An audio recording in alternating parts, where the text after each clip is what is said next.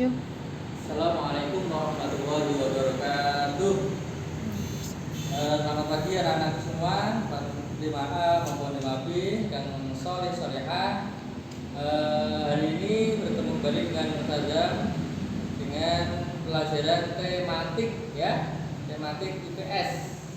Tematik IPS. Sebelum pelajaran kita mulai, marilah terlebih dahulu kita membaca basmalah bersama-sama. Semoga pelajaran pada pagi hari ini diberkahi Allah dan dimudahkan kita dalam memahami pelajaran. Amin ya rabbal alamin. Mari kita buka dengan bacaan basmalah. Bismillahirrahmanirrahim. Terima kasih. Kita langsung menuju pembahasannya ya, anakku. Kemarin kita telah membahas tentang letak geografis Indonesia. Ada yang masih ingat letak geografis itu? Letak suatu daerah terhadap daerah yang lain, itu letak geografis. Kemudian kita kemarin juga menyampaikan letak astronomis, ya, letak suatu daerah berdasarkan posisi garis lintang. Ya, ingat ya.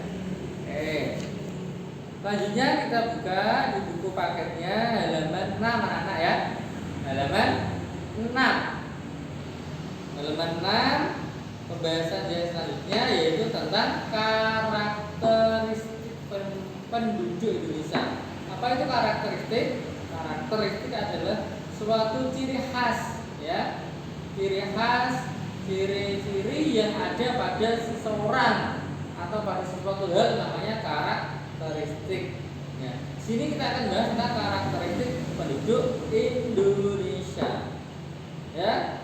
Kalau kemarin karakter geografis itu tentang wilayah-wilayah, sekarang tentang manusianya.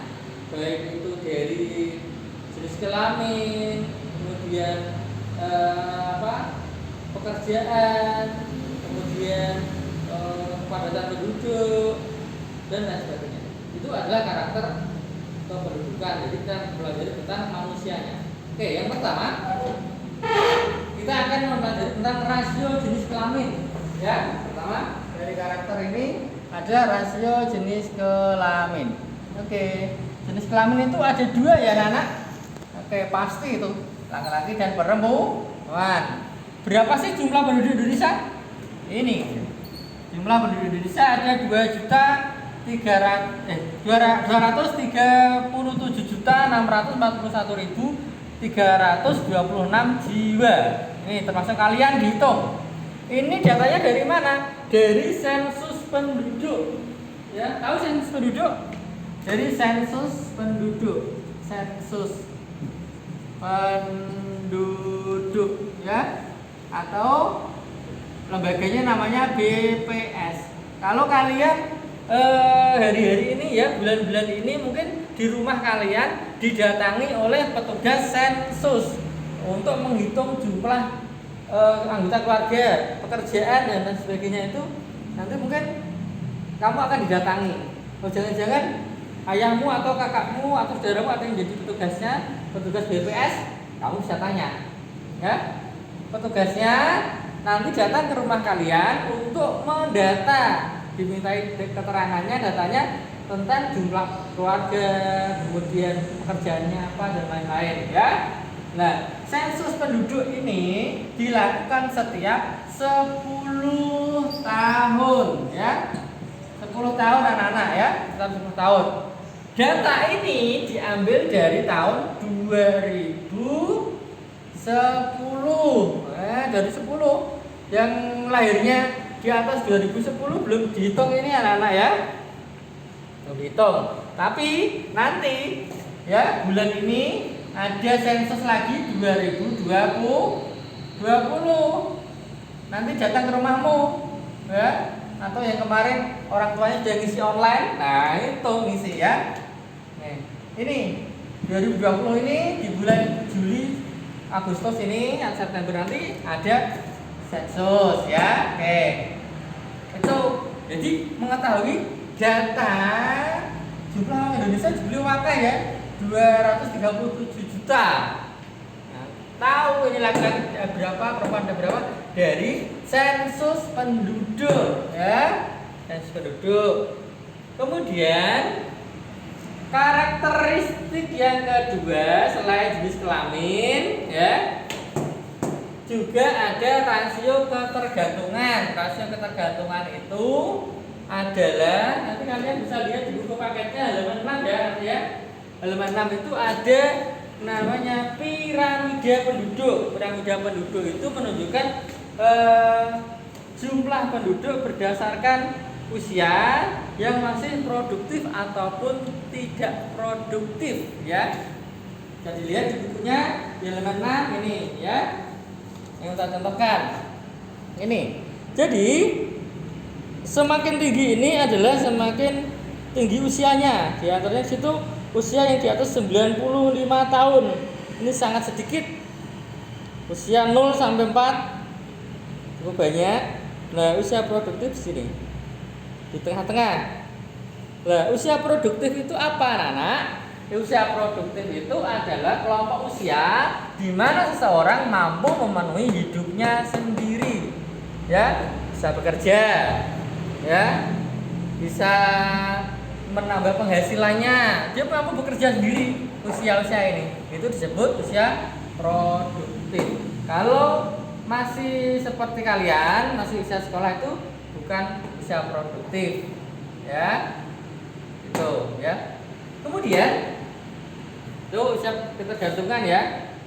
Jumlah usia produktif di Indonesia sebanyak 169 juta jiwa, ya, yang produktif. Yang lainnya menggantungkan diri kepada orang ini, ya, yang produktif itu. Makanya disebut rasio ketergantungan, ya. Kemudian yang ketiga, tingkat pertumbuhan.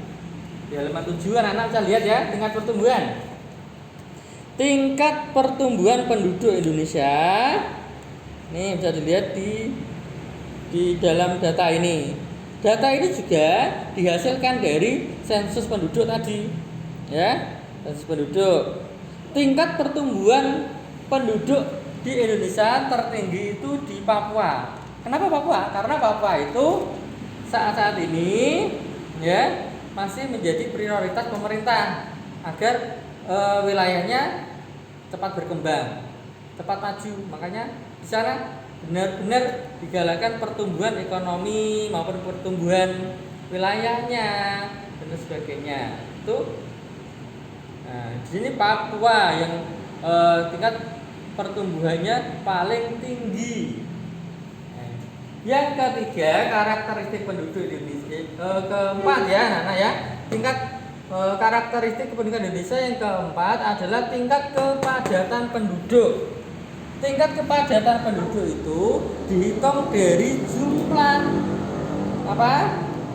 Jumlah penduduk, kemudian dibagi dengan luas wilayah. Nanti akan ketahuan tingkat kepadatan penduduknya. Contoh di Jakarta itu jumlah penduduknya 9 jutaan orang, tapi wilayahnya sangat sempit. Berarti kepadatannya sangat luar biasa, ya, kebak, ya, sampai berjubel-jubel orang Jakarta. Berbeda dengan di Papua. Di Papua itu penduduknya sangat sedikit tapi wilayahnya sangat luas. Maka di Papua itu hitungannya 1 kilometer itu dihuni 1 orang hitungannya, ya, karena jumlah penduduknya sedikit tapi wilayahnya sangat luas. Berbeda dengan kita di Jawa Tengah, misalkan Semarang, per kilometer banyak orang, ya, puluhan bahkan ratusan penduduk tinggal di sana. Tuh, ya, itu namanya karakteristik penduduk Indonesia, ya, masih ingat, ya. Yang pertama, rasio jenis kelamin, ini jumlahnya. Yang kedua, rasio ketergantungan, usia produktif, ya, antara usia 15 sampai 64. Tingkat pertumbuhan, kemudian tingkat kepadatan penduduk. Itu adalah statistik karakteristik kependudukan di wilayah Indonesia. Demikian anakku yang dapat Ustadz sampaikan sambil dipahami di bukunya, di paketnya untuk dibaca-baca kembali. Kalau masih ada yang belum jelas bisa ditanyakan ke Ustadz di lain waktu. Oke? Dari Ustadz akhiri, kurang lebihnya mohon maaf. Assalamualaikum warahmatullahi wabarakatuh.